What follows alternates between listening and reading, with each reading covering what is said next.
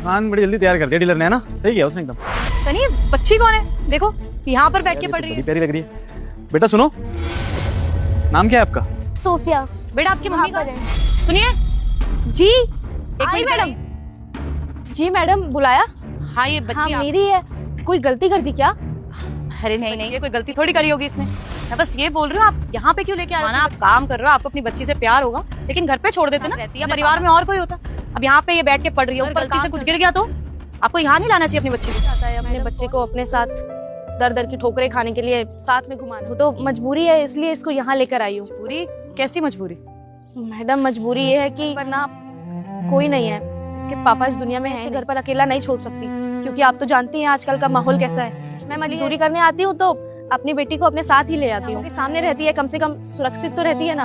हमें आसरा रहता है कि हमारी कैसी माँ हो तुम? तुम्हारी बच्ची पढ़ने में इतनी होशियार है, पढ़ने का इतना स्कूल भेजना चाहिए ना उसको, बेवजह यहाँ बिठा रखा। हाँ बिल्कुल सही कह रही होगी ना। अब यहाँ बैठ के पढ़ रही है तो अरे स्कूल में ना डे केयर होता है, नहीं होगा, बताते ही नहीं है जैसे लोगों को। स्कूल में डे केयर होता है जहाँ शाम तक बच्चों का ध्यान रखा जाता है, वहाँ पे आराम से छोड़ दो, पर अपना काम करने के बाद शाम को स्कूल से लेके चली जाया करो घर।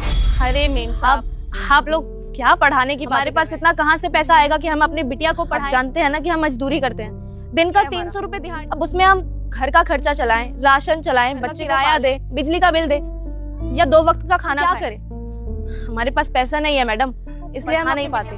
वो तो ये सामने वाला मकान है ना, छोटे छोटे बच्चे हैं, वो इसको अपनी पुरानी किताब कलम ये सब दे देते हैं, तो उसी में लगी रहती है मेरी बिटिया को।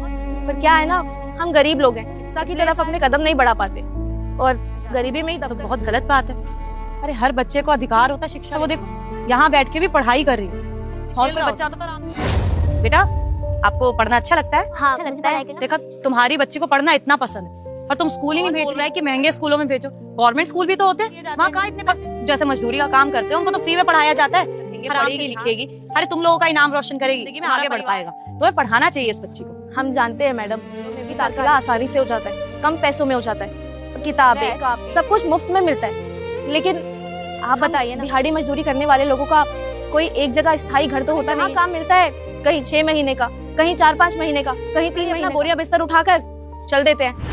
अब आप ही बताइए ना, किसी स्थायी जगह पर, तभी तो हम इसका दाखिला किसी स्कूल में करा पाते ना।